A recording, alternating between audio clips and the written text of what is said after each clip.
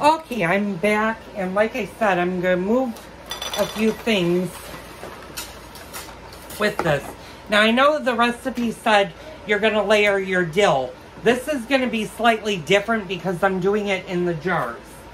So let me grab some scissors because you're going to need to cut your dill so it fits. And for the dill pickles, you want to kind of be generous. I'm just going to cut. And we're going to stuff our jar. Actually, I'm going to take one of the pickles out. I'm going to push this kind of towards the down spot. And I'm going to put more dill on top.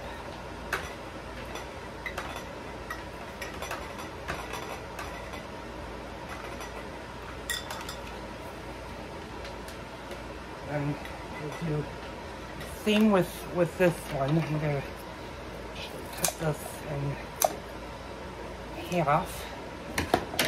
And I'm going to just take out some of the dill. This one back in. I'm going to kind of shove him in. I might actually have to go to the garden and get more dill.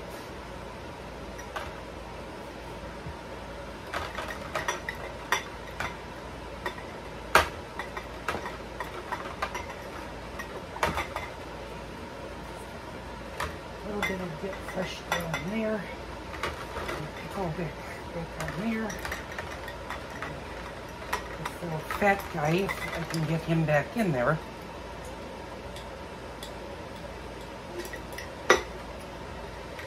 Work with me, not against me. It's always fun when you have to fight with these. Okay, that can go there, and I'm going to put just a little bit of dill around it. I don't know how dilly these pickles are actually going to get.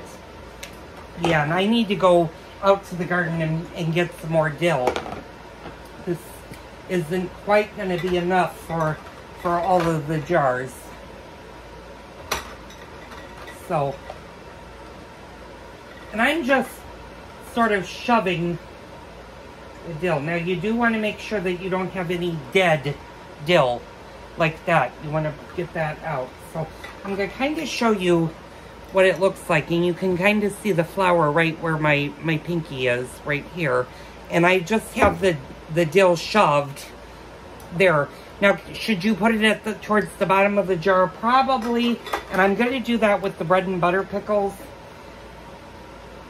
and maybe a little bit more with the dill pickles. And I need to go cut more dill off of my plants. So my vinegar, salt, and water solution hasn't even started boiling yet. So I'm going to stop the video for a quick second. I'm going to go get some more fresh dill from the garden. I'll be back. We'll finish up these jars, and then we'll get processing. Okay, I'm back, and I will have some new gardening updates for you guys as soon as it clears up and I can actually film. Now, what I'm going to do is maybe take a little bit, that might have too much dill in it. Put some of these in.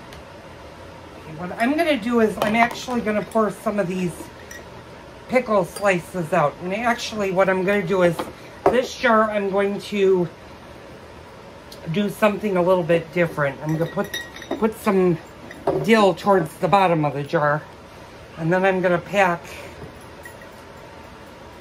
I'm going to layer some of this dill. And like I said, will I get the 2 bottles? It all depends on what the solution does. I'm going to just layer some more pickles on top. I'm going to put a little bit more dill on there.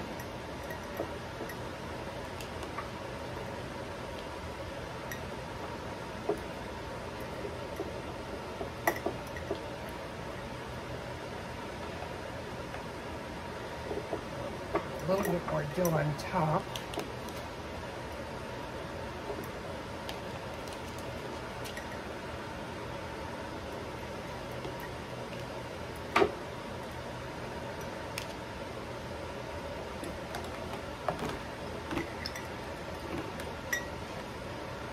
Now, the other jar, what we're going to do, I don't have a lot of dill left.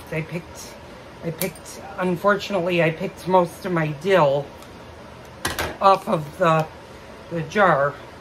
So I'm just going to use the rest of this dill for this. I'm going to put a little bit of fresh dill in there.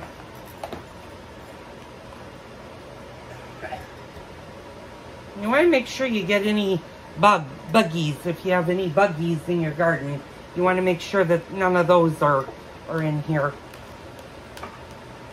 Okay, and my vinegar solution is boiling. I'm just going to turn it off and I'm going to let it alone for a couple of minutes.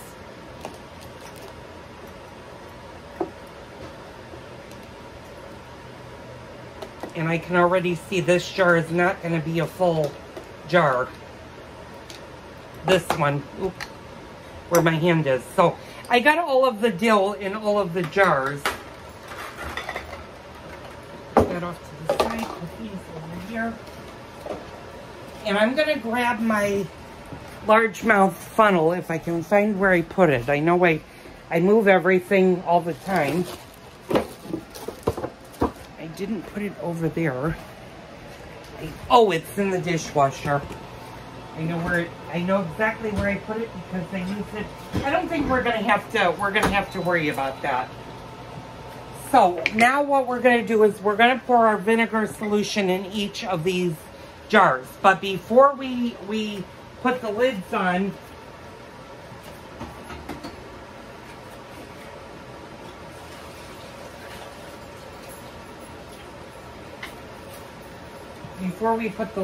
I'm going to separate them. Now, those don't need to be dry since your vinegar solution is in water. And if you'll give me a second, I need to make sure all my doggies are in. Oh, one is pooping, which you guys didn't need to know. Two are actually going. Okay, and that's good. This is the craziness I talked about when I'm trying to do 3 things. Call, come on. Okay, so while they're doing their business, I'm going to get this all started. Put you guys down. Now, I'm going to move the vinegar solution, and my cups just rolled right out of my cabinet. Put that up on top. Okay, Layla, hurry up. I'm going to move you guys down because I don't know why I'm holding you guys. I'm going to grab my ladle again.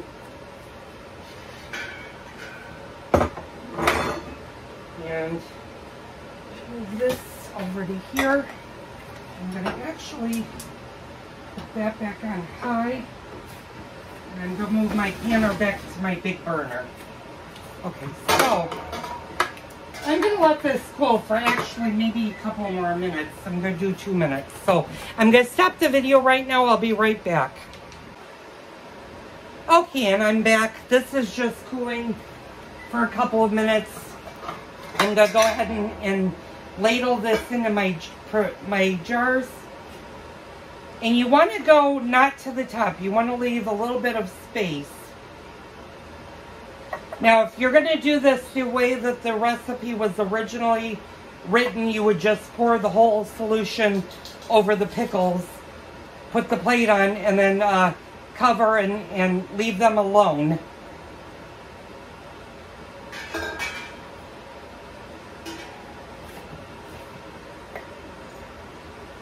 You can definitely smell the vinegar and the dill in this.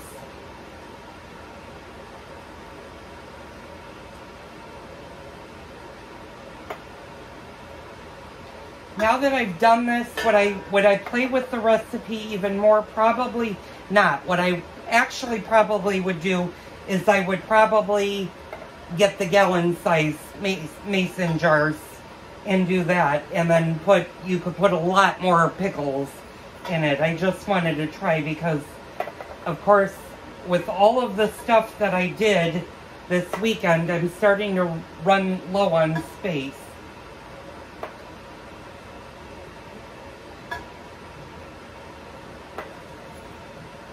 And you just want to make sure, if you're doing them in the mason jars, make sure that your dill gets all the way under the jar. And don't fill them all the way up to the top. I did learn that. You don't want to do that for this. So hopefully I'm going to actually... I need to turn the jars for a quick second here.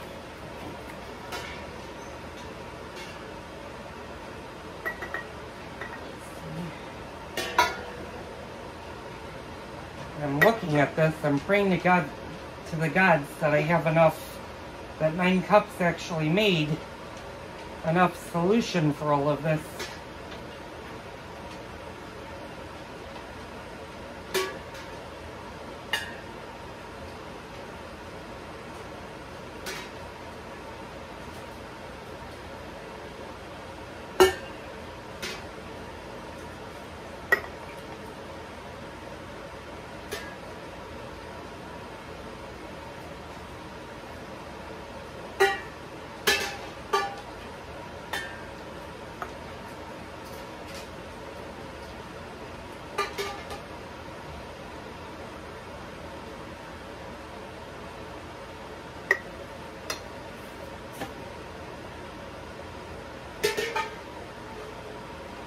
This is going to be close.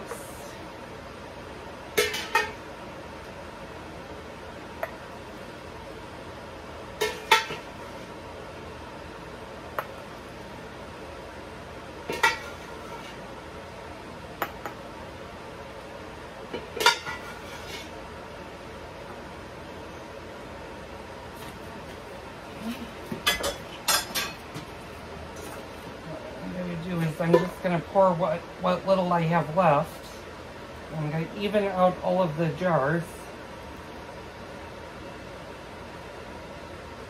And I had just enough pickling solution to do this. What I'm going to do is I'm going to move. This is going to be the lower of the 2 solutions. Okay, now what we're going to do is we're just going to pop on our lids. And this just needs to process for 10 minutes. You're going to do exactly the same thing you did for the bread and butter pickles. After 10 minutes, you're going to allow them to cool. Take the lid off, let them cool for 5 minutes before you pull them out. And then you're going to take them, turn them upside down. And in 24 hours, you'll see whether or not if they sealed, you can then store them. Let me get this out of my way. Okay, let me put the bands all on. Now, do you need to do this step? Probably not.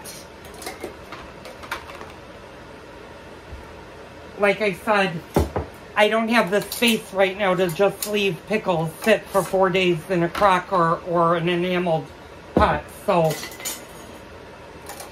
I'm doing the canning method so that these will last a long time, and these will probably last me a lot longer than I anticipated because, like I said, I don't eat pickles all that often, but you can always give these as gifts if you want.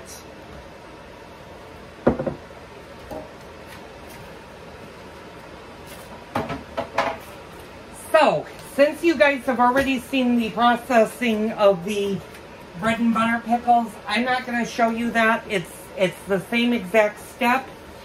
And this concludes the dill pickle recipe. I will let you know. I know one of my friends, Martha, who is a dear friend of mine. I've known her and her husband and one of her 2 kids. I haven't met the other one yet, but I know she loves dill pickles. I'll let you know if this recipe actually works. What I would suggest is if you're going to do this recipe, do it as it was originally written, and don't try to do how I did. But this just gives you an idea of how you can sometimes play with the recipe and make it your own recipe. So, thank you guys so much for watching. Tune in tomorrow for a phenomenal video that I'm going to do. We're going to start doing my great-grandmother's potato salad recipe. And it's not your run-of-the-mill potato salad. It's something much better. So stay tuned for that. That's going to be coming up. You'll see that on Tuesday. And then Wednesday, we'll finish off the potato salad. So, again, thank you for tuning in. Tune in tomorrow for another Cooking with Joel video. Okay, hi all. Welcome back to my kitchen. This is just a quick segment. There was one thing I neglected to say when you're canning, and I wanted to show you with the bread and butter pickles of what I did. And you're on my tripod in my hand, so it may be a little bit shaky. Hopefully it won't. After your jars have significantly cooled and the first 24 hours have passed, and you're going to put them in the pantry or wherever you store your jars, what you just want to do is you want to write on it, and hopefully you guys can see, I put B&B, that signifies bread and butter, and then the day that they were made. You want to do this for all of the stuff that you can, and that gives you an idea when you're using it. When you grab one of your jars, you'll know this was canned on such and such day and such month, and that way you can keep track of your jars. Now, since this is the first year I've done the dill pickles and the bread and butter pickles and the jam, I know those will be 23. I don't necessarily have to do that for all of the jars. But it's very important, especially when we get into my canning of my tomatoes, that you keep the year. Because currently, I still have 6 of each jars in my pantry of both my sauce and my peeled tomatoes. And when I start canning next month with the tomatoes, I'm going to put the month that I canned it in and 2024, so that I know those are the current or the brand new tomatoes, and I can still use my old tomatoes. That just kind of helps you keep track of what's been canned what year. That way, in case you forget about it and it sits on the shelf, you can go back and say, oh, I canned this in 2020, maybe I should get rid of it. So, I hope that helped. Tune in tomorrow for another Cooking with Joel video.